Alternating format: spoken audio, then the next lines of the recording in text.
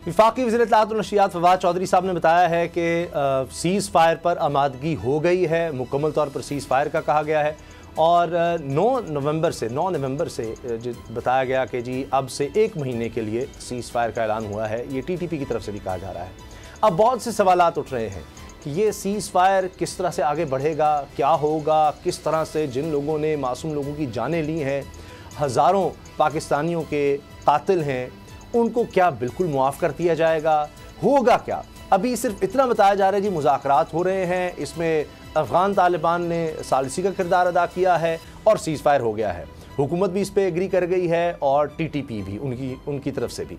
लेकिन क्या बिल्कुल कार्रवाइयाँ रोकती जाएंगी? अब पाकिस्तान में क्या किसी के ख़िलाफ़ भी अगर टीटीपी का यहाँ पाकिस्तान में कोई सेल मौजूद है, कोई शख्स मौजूद है, क्या उसके ख़िलाफ़ कोई कार्रवाई होगी? बड़े सवालात हैं।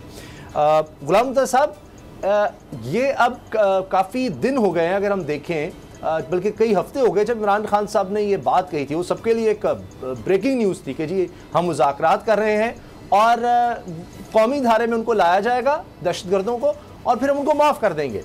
तो अब जाकर ये चीज़ सामने आई कि जी मुज़ाकरात हो गए हैं, यानी पहला राउंड हम कह सकते कामयाब है जिसमें सीज़ फायर पर आमादगी है। तो ये कब तक चीज़ें सामने आ सकेंगी कि कौन लोग हैं जिनको माफ़ किया जाएगा? क्या सबके लिए आम माफ़ी होगी? अदालतों में जो केसेस हैं उनको छोड़ दिया जाएगा? क्या होगा? सबसे पहले तो ये है कि कल जो इजलास हुआ था उसके अंदर जी सीज़ फायर की बात डिस्कस नहीं हुई। जो हमारी एक दो ज़राए उनसे बातचीत हुई, उनका ये कहना था कि इजलास के अंदर ये बात नहीं हुई, यहाँ वहाँ ये तो बात हुई है कि उनके साथ उनको एंगेज कर रहे हैं या एंगेजमेंट उनके साथ हो रही है, लेकिन वहाँ ये नहीं बताया गया कि उनके साथ बातचीत इस हद तक पहुँच गई है कि वो सीज़ फायर जो है उसके ऊपर हम पहुँच गए हैं।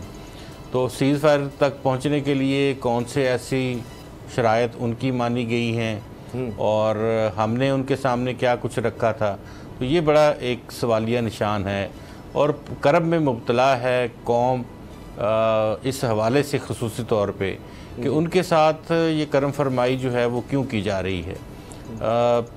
रियासत ने एक बयानिया दिया, हम अवाम जो थे सारे के सारे वो अपने रियासत के बयानिए के साथ खड़े हुए और उसके साथ हमने पूरा शाना बशाना कुर्बानियाँ दी अवाम ने और साथ दिया और इनके जो तशद्दुद की लहर थी टीटीपी की जानिब से उसका सामना किया वकला ने, सहाफ़ियों ने, उनके साथ सियासतदानों ने और फिर अगर स्कूल के बच्चों ने, जाहिर है कि जो हमारी आम शहरियों ने, स्कूल के बच्चों ने, ताजरों ने, बाजार महफूज नहीं, पार्क महफूज नहीं, कोई जगह नहीं, मसाजिद महफूज नहीं, मज़ारात महफूज इवन नहीं। के हमारी अक़लियतों ने भी भुगता, गिरजाघरों में भी आपने देखा कि धमाके हुए और फिर हमारी अस्करी फोर्सेस जाहिर है कि वो तो बॉर्डर्स पे लड़ रही थी और सबसे ज़्यादा उन्होंने उनको सामना किया, उनके कॉन्वॉयज़ के ऊपर रोज़ाना हमले होते रहे।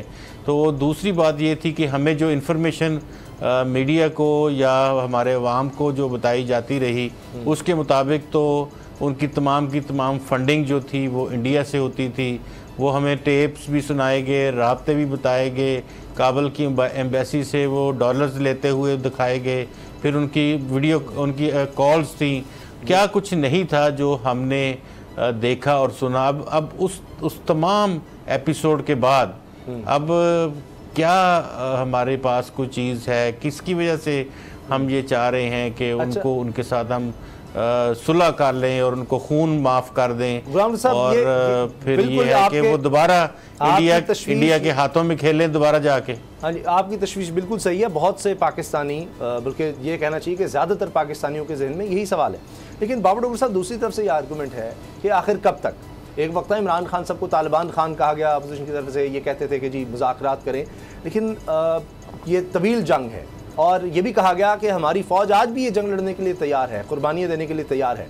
अगर ये मामला आइन और कानून के मुताबिक या पाकिस्तान की टर्म्स पर नहीं होता, पाकिस्तान के आइन, पाकिस्तान की रियासत जो चाहती है उसके ऊपर नहीं होता, तो फिर जिस तरह लड़ते आ रहे हैं उसी तरह मामला जारी रहेंगे। समझ साहब, पहली बात तो ये है कि हमारी गवर्नमेंट अगर पिछले 10 साल या 15 साल की आप सारी स्टेटमेंट्स निकाल के देख लें तो ये कहते रहे, हमें ये बताते रहे कि टीटीपी जो है उसको गाइड कर रहा है, या वो उसके पीछे जो है उसकी जो पुश बनाई है वो उसमें उसकी इंडियन इंटेलिजेंस एजेंसी रॉ है, मुसाद है और अफ़गानिस्तान की इंटेलिजेंस एजेंसी है। ये उनको इस्तेमाल कर रहे हैं पाकिस्तान के ख़िलाफ़। 15 साल उन्होंने इसको पाकिस्तान के ख़िलाफ़ इस्तेमाल किया। हमारे जो सेंसिटिव अदारे थे उनको टारगेट किया गया, इमाम बारगाहों को, मसाजिद को, माइनॉरिटीज़ को, सारे, कोई ऐसी चीज़ नहीं थी। इवन सी पैक जो जिसको कहते हैं कि हमारी इकनॉमिक हब है, उसको भी टारगेट किया गया। अब मुझे ये बताया कि ये किस तरह से डिटरमिन करेंगे कि इनके राब्ते उनसे टूट गए हैं।